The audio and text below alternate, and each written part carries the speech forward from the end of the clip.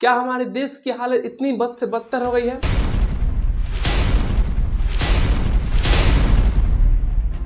कि एक तरफ कुत्तों की आवाज उठाने के लिए महज 10 से 11 दिन लगते हैं, दूसरी तरफ हमारे देश के युवा वर्ग की आवाज उठाने के लिए युवा वर्ग अपनी मांग को बस छोटी सी मांग करते हैं, वो भी अपने हक की मांग करते हैं तो उस पर लाठियाचार्ज कर दी जाती है। 24 अगस्त का वो दिन याद कीजिए जब दिल्ली के रामलीला मैदान में उस एसएससी सीजीएल के टीचरों पर और एसएससी सीजीएल के अभ्यर्थियों पर लाठियाचार्ज कर दी गई थी। क्या यही है हमारे देश के लोकतंत्र? जिन बच्चों पर लाठियाचार्ज हुई थी उन बच्चों के गुनाह क्या थी? उस बच्चों की ना कोई गुनाह थी, ना कोई वो कानून अपराध किया था, ना वो किसी तरह का किसी घर में लूटपाट किया था, ना वो किसी प्रकार का उन्होंने अपराध नहीं किया था।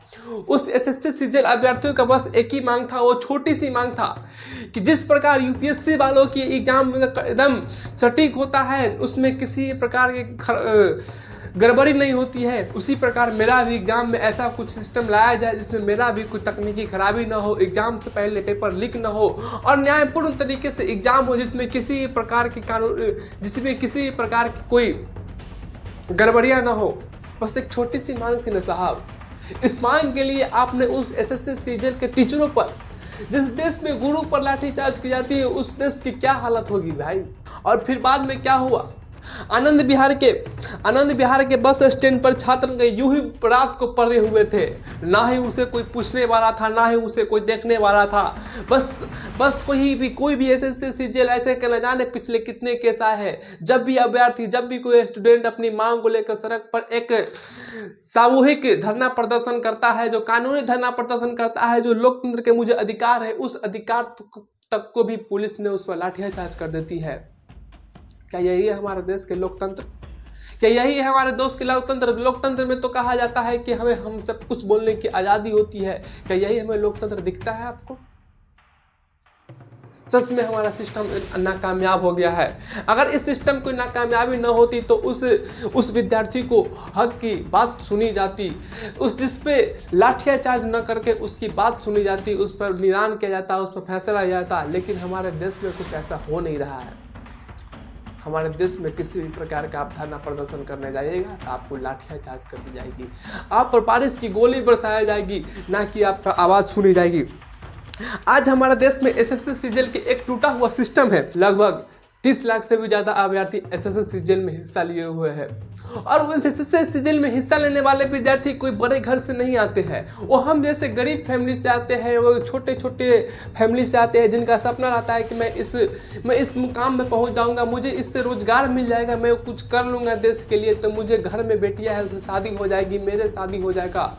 इस छोटी छोटी उम्मीद के लेकर करती है मैं अपने माँ बाप का सपना पूरा करूंगा, घर बनाऊंगा। इस छोटी छोटी ख्वाहिशों को लेकर एसएससी सीजीएल के ऐसे विद्यार्थी होते हैं, वो कोई यूपीएससी क्रैक करने वाले के बड़े घर से नहीं रहते साहब। हाँ, मैं मानता हूँ कि कुछ यूपीएससी बड़े घर के लोग करते हैं, कुछ यूपीएससी छोटे घर के लोग भी कर लेते हैं, लेकिन एसएससी सीजीएल में कोई बड़े घर के ऐसा मुझे नहीं लगता है कि कोई भी बड़े घर के लोग रहते एसएससी सीजीएल के एग्जाम में। वो ऐसे घर के रहते हैं जिनके घर में एक छोटी सी बारिश में भीग जाते रहते हैं, उनके माँ बाप को घर अपने सर के ऊपर छत नहीं रहता है। ऐसे घर के रहते हैं एसएससी सीजीएल के विद्यार्थी।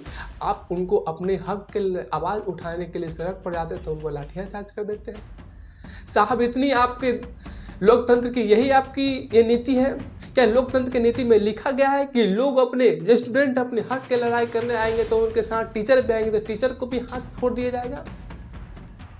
हाँ, गलत है सर, बहुत गलत है। कहाँ के ऐसा नियम में है कि जयपुर से अंडमान निकोबार एग्जाम का सेंटर दिया जाए? कहीं ऐसा है? न जाने कितने सैकड़ों किलोमीटर बच्चों को सेंटर दिया जाता है एग्जाम जाने के लिए।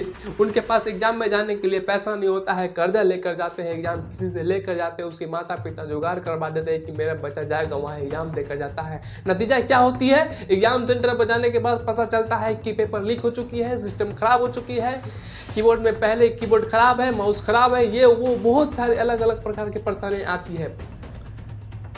और फिर क्या होता है? फिर हमेशा की तरह उन सपनों को तोड़ दिया जाता है, जिस सपनों को लेकर अंडमान निकोबार जैसा जगह पर हजारों किलोमीटर दूर, सैकड़ों किलोमीटर दूर बच्चे जाते एग्जाम सेंटर पर और इस उम्मीद से जाते हैं कि शायद इस बार मेरा हो जाएगा सिलेक्शन, तो इस बार मैं अपने सर के ऊपर छत बना दूंगा, इसी उम्मीद से न जाते हैं साहब, और सारा उम्मीद टूट जाता है। और साहब पता है इस बार न जाने कितने सारे सपने टूटे हैं। किसी की लास्ट अटेम्प्ट थी तो किसी की शादी टूट गई है। शादी लगी लगाई टूट जाती है साहब, किसी की तो शादी लगती नहीं है। और किसी की लास्ट अटेम्प्ट थी, किसी ने अपने माँ से कह कर गया था कि मैं इस बार आऊँगा तो सिलेक्शन के साथ आऊँगा, लेकिन क्या पता क्या हुआ।